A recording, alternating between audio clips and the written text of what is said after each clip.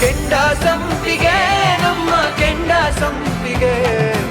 ನಿತ್ಯ ಅವರೇ, ಎಲೆಕ್ಷನ್ ಮುಗಿದ್ಮೇಲೆ ಎಲ್ಲ ಸರಿ ಮಾಡ್ತೀನಿ. ಆದ್ರೆ ನನ್ನ ಪರಿಸ್ಥಿತಿ ಹೇಗಿತ್ತು ಅಂತ ನಿಮ್ಗೆ ಗೊತ್ತಲ್ವಾ?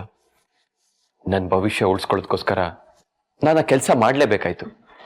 ನನಗೆ ಅರ್ಥ ಆಗತ್ತೆ ತೀರ್ಥ, ಆದ್ರೆ ನನ್ನ ಭವಿಷ್ಯ ನೀವೇ ಅನ್ನೋದನ್ನ ಮಾತ್ರ ನಿಮಗೆ ನೆನಪಲ್ಲಿದ್ರೆ ಸಾಕು. ನಿತ್ಯ ಅವರೇ, ನಾನು ನಿಮಗೆ ಮಾತು ಕೊಟ್ಟಾಗೆ ನಾನು ನಿಮ್ಮನ್ನ ಮದುವೆ ಆಗೇ ಆಗ್ತೀನಿ. ನಾನು ಆ ಆಸೆಲೆ ಬದುಕ್ತಿದ್ದೀನಿ ತೀರ್ಥ. ಯಾಕಂದ್ರೆ ನಾನೀಗ ನಿಮ್ಮನ್ನ ಗಂಡ ಅಂತ ಮನ್ಸಾರೆ ಒಪ್ಕೊಂಡಾಗಿದೆ. ನನ್ನ ಪಾಲಿಗೆ ಇನ್ಮೇಲೆ ನೀವೇ ಇಲ್ಲ. ನೀವಿಲ್ಲ ಅಂದ್ರೆ ಈ ನಿತ್ಯಂಗ್ ಮದ್ವೆನೂ ಇಲ್ಲ, ಗಂಡನೂ ಇಲ್ಲ. ಅದನ್ನ ಮಾತ್ರ ಮರಿಬೇಡಿ. ನಿತ್ಯ ಅವರೇ, ಇವತ್ತು ನಾನು ನಿಮ್ಗೊಂದು ವಿಷಯ ಕನ್ಫೆಸ್ ಮಾಡಲೇಬೇಕು. ನಾನು ನಿಮ್ಮನ್ನ ಮೊದಲನೇ ಸರಿ ನೋಡಿದಾಗ ನನಗೂ ನೀವು ತುಂಬಾ ಇಷ್ಟ ಆದ್ರಿ.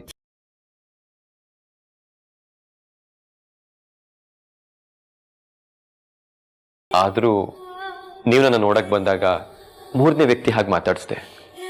ಯಾಕೆ ಗೊತ್ತಾ? ಯಾಕೆ? ಎಲ್ಲಿ ನೀವು ನಂಗೆ ತುಂಬಾ ಇಷ್ಟ ಆಗ್ಬಿಡ್ತೀರೋ, ಎಲ್ಲಿ ನಾನು ನಿಮ್ಮ ಪ್ರೀತಿಲಿ ನನ್ನ ಗುರಿನ ಮರ್ತ್ಬಿಡ್ತೀನಿ ಅನ್ನೋ ಬಯಕೆ ನನ್ನ ಫೀಲಿಂಗ್ಸ್ನ ಒಳಗೆ ಇಟ್ಕೊಂಡಿದ್ದೆ. ಒಂದ್ ವೇಳೆ ನಾನು ನನ್ನ ಗುರಿಯಿಂದ ದಾರಿ ತಪ್ಪಿಟ್ಟಿದ್ರೆ ನನ್ನ ರಾಜಕೀಯ ಜೀವನ ಮಿಸ್ ಆಗ್ಬಿಡ್ತಾ ಇತ್ತು. ಒಂದ್ಸಾರಿ ನನ್ನ ಗುರಿ ರೀಚ್ ಆದ್ಮೇಲೆ ನಾನು ನೀವು ಒಂದಾಗ್ತೀವೋ ಅನ್ನೋ ನಂಬಿಕೆ ನಂಗಿತ್ತು. ಅದಕ್ಕೆ ನನ್ನ ಫೀಲಿಂಗ್ಸ್ನ ಒಳಗೆ ಇಟ್ಕೊಂಡಿದ್ದೆ.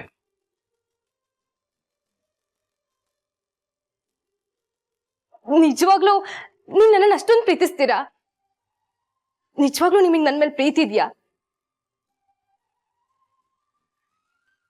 ನೀವು ಇಷ್ಟ ಇಲ್ಲದಿದ್ರೆ, ನಿಮ್ಮ ಮೇಲೆ ಪ್ರೀತಿ ಇಲ್ಲ ಅಂದಿದ್ರೆ ನಾನು ನನ್ನ ನಿಶ್ಚಿತಾರ್ಥಕ್ಕೆ ಒಪ್ಕೋತಾನೆ ಇರಲಿಲ್ಲ. ನಾನು ಇನ್ನೊಂದ್ಸಾರಿ ನಿಮ್ಗೆ ಹೇಳ್ತಾ ಇದೀನಿ, ಎಲೆಕ್ಷನ್ ಮುಗಿದ್ಮೇಲೆ ನಾನು ನಿಮ್ಮನ್ನ ಮದುವೆ ಆಗೇ ಆಗ್ತೀನಿ.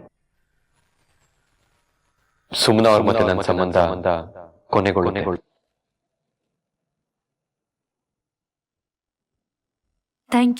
Thank you so much.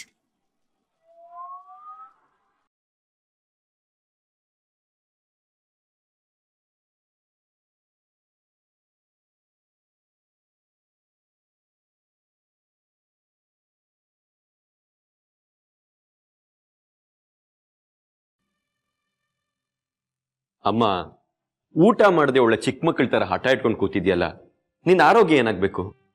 ಕೂತ್ಕೋ. ನನ್ ಮೇಲಿರೋ ಕೋಪನ ಊಟದ ಮೇಲೆ ಯಾಕೆ ತೋರಿಸ್ತೀಯ?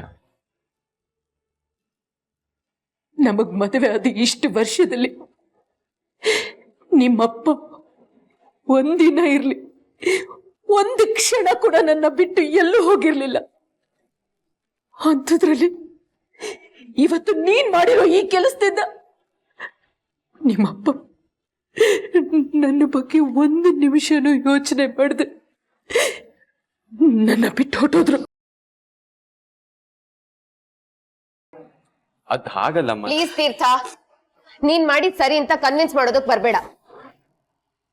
You know and we all know that ನೀನ್ ಮಾಡಿದ್ ತಪ್ಪು. ಆ ತಪ್ಪು ಸರಿ ಆಗೋವರೆಗೂ ನಮ್ ಮನ್ಸುಗಳು ಸರಿ ಹೋಗೋದಿಲ್ಲ. ತೀರ್ಥ, ಮದುವೆ ಆದ್ಮೇಲೆ ನಾನೊಂದ್ ರೀತಿ ಬಂಧನದಲ್ಲಿ ಸಿಕ್ಕಾಕೊಂಡೆ. ಅಟ್ಲೀಸ್ಟ್ ನಾನು ಭೂಮಿ ಮೇಲೆ ಬದುಕ್ತಾ ಇದ್ದೀನಿ ಕಣ, ನೀನ್ ಪಾತಾಳದಲ್ಲಿ ಬಿದ್ದ್ಬಿಟ್ಟಿಯಲ್ಲ. ಕಷ್ಟ ಇದೆ ಕಣ. ನಿನ್ನ ಮನೆಯವರು ಒಳ್ಳೆ ದೃಷ್ಟಿಯಿಂದ ನೋಡೋದು ತುಂಬಾ ಕಷ್ಟ. ಎನಿವೆ,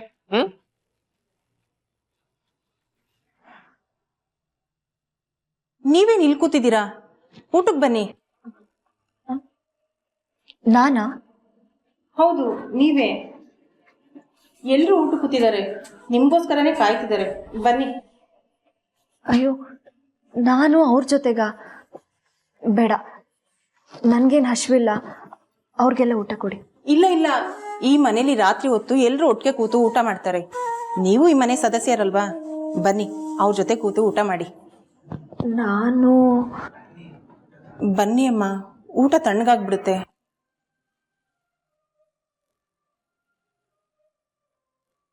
ಬನ್ನಿ ಅಮ್ಮ.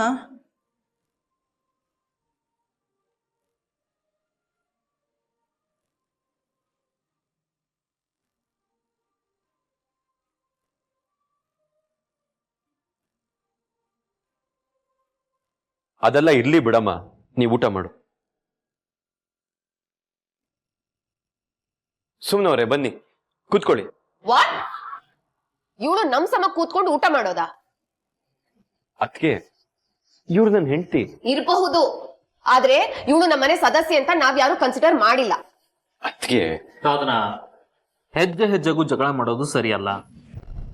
ಆ ಪರಿಸ್ಥಿತಿನ ತಂದಿಟ್ಟವ್ರು ಯಾರು? ನಾವೆಲ್ಲರೂ ಇಲ್ಲಿ ಕೂತು ಊಟ ಮಾಡ್ತಿದ್ದೀವಿ ತಾನೆ. ಇವಳು ಯಾಕೆ ಇಲ್ಲಿಗೆ ಬರ್ಬೇಕಿತ್ತು? ಇದೆಲ್ಲ ಯಾವ್ದು ನಿಮ್ ಕಣ್ಣು ಕಾಣಿಸೋದಿಲ್ಲ. ಐ ಆಮ್ ಸಾರಿ, ನನಗೆ ಅಂತ ಒಂದು ಘನತೆ ಇದೆ. ನನ್ ಸ್ವಾಭಿಮಾನ ಇದು ಒಪ್ಪೋದಿಲ್ಲ. ಮೇಡಮ್, ದಯವಿಟ್ಟು ನನ್ಗೋಸ್ಕರ ನೀವು ಊಟನ ಅರ್ಥಕ್ಕೆ ಬಿಡಬೇಡಿ. ನೀವು ಕುತ್ಕೊಳ್ಳಿ, ಬೇಕಾದ್ರೆ ನಾನು ಹೋಗಿ. ಏಯ್, ನನ್ ದಾರಿ ಗಡ್ಡ ಬಂದ್ರೆ ಹುಷಾರ್. ಇಷ್ಟು ದಿವ್ಸ ಮನೆಯಿಂದ ಆಚೆ ನನ್ ಜೊತೆ ಕಾಲ್ ಕೆರ್ಕೊಂಡ್ ಜಗಳಕ್ ಬರ್ತಿದ್ದೆ. ನನ್ ತಂಟೆಗೇನಾದ್ರೂ ಬಂದ್ರೆ ಪರಿಸ್ಥಿತಿ ನೆಟ್ಟಗಿರೋದಿಲ್ಲ. ತೀರ್ಥ, ಇವಳೇನಾದ್ರೂ ನನ್ ಜೊತೆ ಮಾತಾಡೋದಕ್ ಬಂದ್ರೆ ಮಾವ ತಗೊಂಡಿರೋ ನಿರ್ಧಾರನೇ ನಾನು ತಗೋಬೇಕಾಗುತ್ತೆ.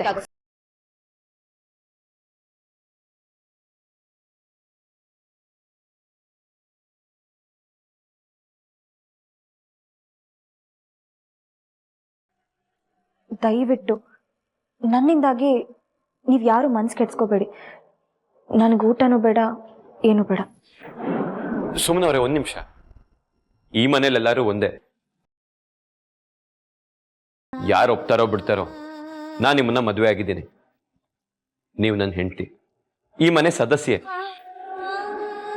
ನೀವು ಊಟ ಮಾಡದೆ ಹಾಗೆ ಹೋಗೋದು ಸರಿಯಲ್ಲ. ಬನ್ನಿ ಕೂತ್ಕೊಳ್ಳಿ.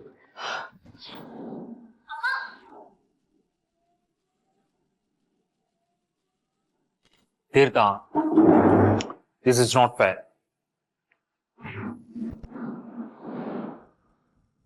ಸುಮ್ಮನವ್ರೆ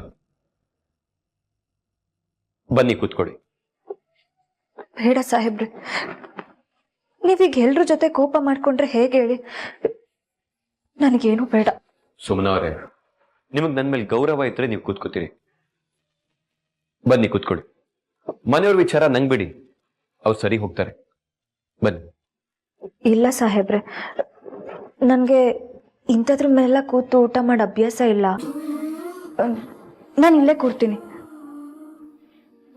ಅಯ್ಯೋ, ಏನ್ ಮಾಡ್ತಿದ್ದೀರಾ? ನೀವು ಇದನ್ನೆಲ್ಲ ಅಭ್ಯಾಸ ಮಾಡ್ಕೋಬೇಕು. ಮೇಲ್ ಕೂತ್ಕೊಳ್ಳಿ. ಪರವಾಗಿಲ್ಲ ಸಾಹೇಬ್ರೆ, ನಾನು ಇಲ್ಲೇ ಕೂರ್ತೀನಿ. ಸರಿ, ಹಾಗಾದ್ರೆ ನಿಮ್ಮಿಷ್ಟ. ನೀಲಾ, ಊಟ ಬಡಿಸಿ ಇವ್ರಿಗೆ.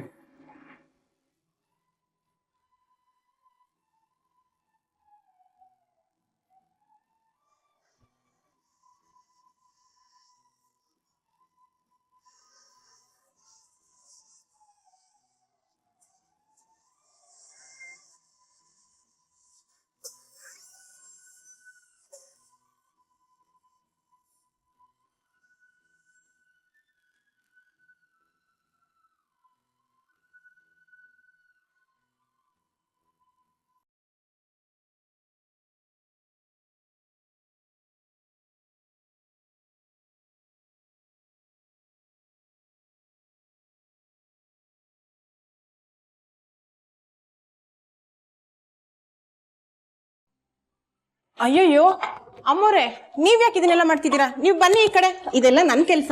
ಅಯ್ಯೋ ಅಕ್ಕ, ನಾವ್ ತಿಂದಿರೋ ಪಾತ್ರೆ ತೊಳೆದ್ ಕಷ್ಟನಾ? ಬಿಡಿ, ನಾನು ಮಾಡ್ತೀನಿ. ಇಲ್ಲ ಇಲ್ಲ, ಇದೆಲ್ಲ ನನ್ ಕೆಲ್ಸ. ಇದನ್ನ ನಾನ್ ನೋಡ್ಕೊಂತೀನಿ. ಅಲ್ಲ ಅಕ್ಕ, ನೀವು ಮೊದ್ಲು ಅಕ್ಕ ಅನ್ನೋದನ್ನ ನಿಲ್ಸಿ, ನೀಲಾ ಅಂತ ಕರೀರಿ. ಇಲ್ಲ, ನಾನು ನಿಮ್ಮನ್ನ ಅಕ್ಕ ಅಂತಾನೆ ಕರೆಯೋದು. ಬಿಡಿ ಇಲ್ಲಿ. ಏನದು ಗಲಾಟೆ? ಅಮ್ಮ, ಅದು ಚಿಕ್ಕಮ್ಮವರು ಪಾತ್ರೆ ಎಲ್ಲ ತೊಳಿತಾ ಇದ್ರು. ಇದ್ ನನ್ ಕೆಲ್ಸ, ನಾನೇ ಮಾಡ್ತೀನಿ ಅಂತ ಹೇಳ್ದೆ.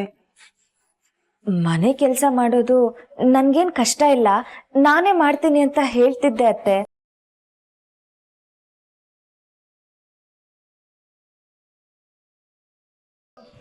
ಈ ಮನೆಗೆ ಕೆಲವು ರೂಲ್ಸ್ ಇದೆ. ರೂಲ್ಸ್ ಅಂದ್ರೆ ಏನು ಅಂತ ಅರ್ಥ ಆಗತ್ತಾ? ಈ ಮನೆಗೆ ಕೆಲವು ಪದ್ಧತಿಗಳಿದೆ, ಅದನ್ನ ಹಾಗೆ ಇರೋದಕ್ಕೆ ಬಿಟ್ಬಿಡು. ಏನೋ ಮಾಡ್ತೀನಿ, ಏನೋ ಬದಲಾಯಿಸ್ತೀನಿ ಅಂತ ಏನೇನೋ ಮಾಡಕ್ ಹೋಗಿ ನಮ್ ಕೋಪನ ಇನ್ನೂ ಜಾಸ್ತಿ ಮಾಡ್ಬೇಡ. ನನ್ನ ಮಗ ತೀರ್ಥನ್ ಮದ್ವೆ ಬಗ್ಗೆ 100 ಕನಸುಗಳಿಟ್ಕೊಂಡಿದ್ವಿ. ಆದ್ರೆ ಅದೆಲ್ಲ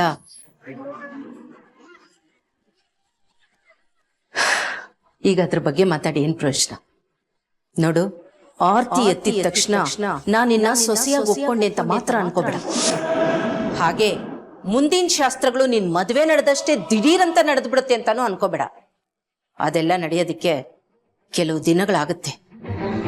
ಅಲ್ಲಿವರೆಗೂ ನೀ ಹೇಗಿದ್ಯೋ ಹಾಗೇ ಇದ್ಬಿಡು. ನಾನು ಯಾವ್ದ್ರ ಬಗ್ಗೆ ಮಾತಾಡ್ತಾ ಇದ್ದೀನಿ ಅಂತ ಅರ್ಥ ಆಯ್ತಾ? ಅರ್ಥ ಆಯ್ತು. ತಪ್ಪಾಯ್ತು. ನಾನು ನಿಮ್ಮನ್ನ ಅತ್ತೆ ಅಂತ ಕರಿಬಾರ್ದ? ಪರವಾಗಿಲ್ಲ, ನೀವು ನನ್ನನ್ನು ಸೊಸೆ ಅಂತ ಒಪ್ಕೊಳ್ಳೋವರೆಗೂ ನಾನು ನಿಮ್ಮನ್ನ ಅತ್ತೆ ಅಂತ ಕರೆಯಲ್ಲ.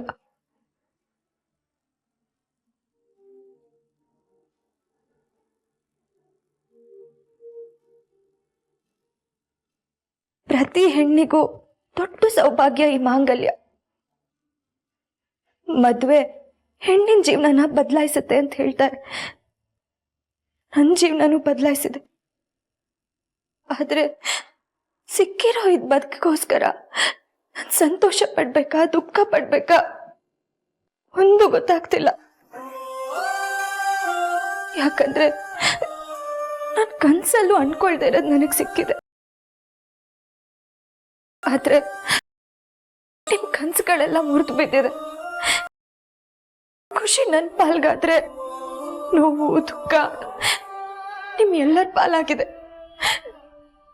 ನನಗೆ ಏನ್ ಹೇಳ್ಬೇಕು ಅಂತಾನೆ ಗೊತ್ತಾಗ್ತಿಲ್ಲ. ಬಹುಶಃ ನನಗೆ ಅಮ್ಮ ಅಂತ ಇದ್ದಿದ್ರೆ ಅವಳ ಹತ್ರ ಇದನ್ನೆಲ್ಲ ಹೇಳ್ಕೊಂಡು ಅವಳ ಮಡ್ಲಲ್ಲಿ ಮಲ್ಗಿ ಜೋರಾಗತ್ತು ನನ್ ಮನ್ಸನ್ನ ಹಗುರ ಮಾಡ್ಕೊತಿದ್ನೇನೋ. ಆದ್ರೆ ನನ್ ಚಿಕ್ಕವಳಾಗಿದ್ದಾಗ್ಲೇ ಅಮ್ಮನ್ ಕಳ್ಕೊಂಡ್ಬಿಟ್ಟೆ. ಅಮ್ಮನ್ ಪ್ರೀತಿನೇ ನೋಡ್ದವಳಲ್ಲ ನಾನು. ನಿಮ್ಮನ್ನ ನೋಡ್ತಿದ್ರೆ ನನಗ್ ನಮ್ಮಮ್ಮನೇ ಅನ್ಸುತ್ತೆ.